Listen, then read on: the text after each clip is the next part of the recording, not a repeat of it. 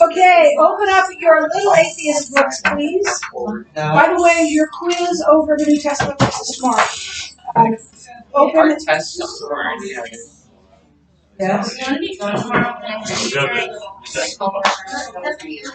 You sure? Yeah. Oh, we know that's just actually having a test tomorrow. Okay, yes. We're rolling here, so.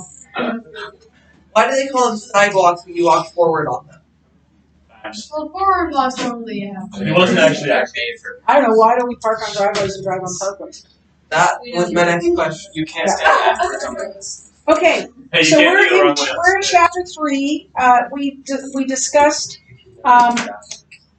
equip questions 1, 2, and 3, right?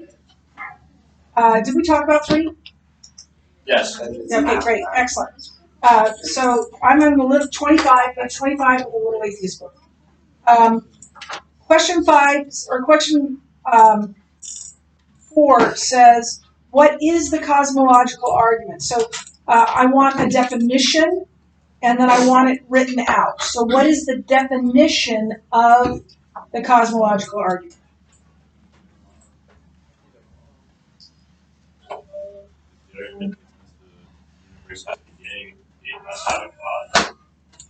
Yes. It's the logical argument from the beginning of the universe. It's the logical argument from the beginning of the universe.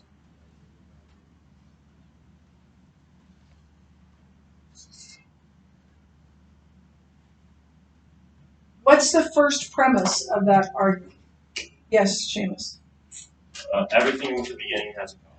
Yes, everything that had a beginning had a cause. Everything that had a beginning had a cause. What's the second one? You should be writing these down. 7. The universe had a beginning.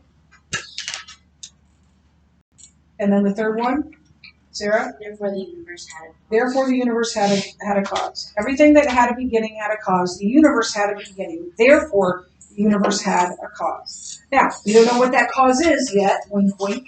That's what we're working toward. Write out the logical form of the cosmological argument and explain each premise and conclusion. So we already did that. We already wrote that out. Everything that had a beginning had a cause. The universe had a beginning.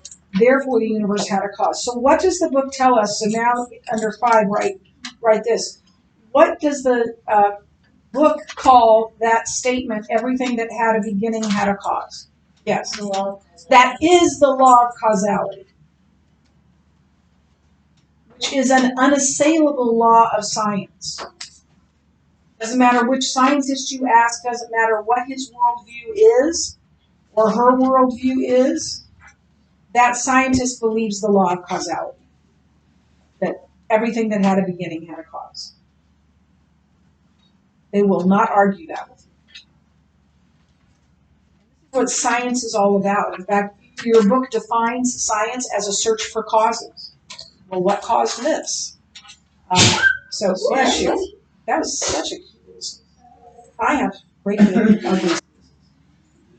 Better than my sister, though. She sneezes like this. Achoo! Sorry, Missy. So the second premise is the universe had a beginning.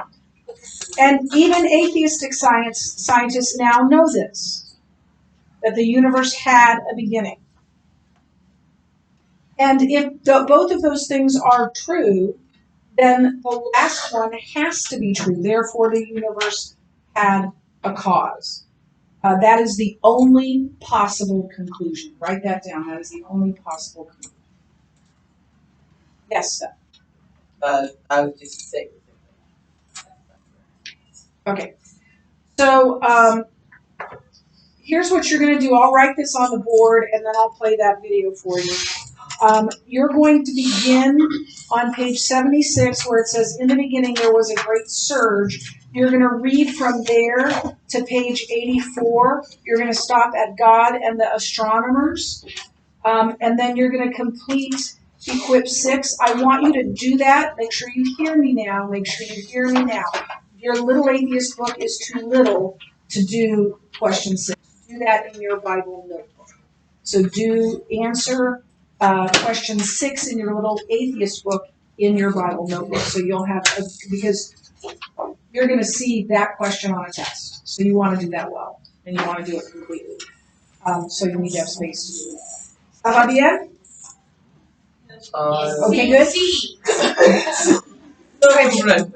I got to work on my French because, I'm going to. What's the word for C again?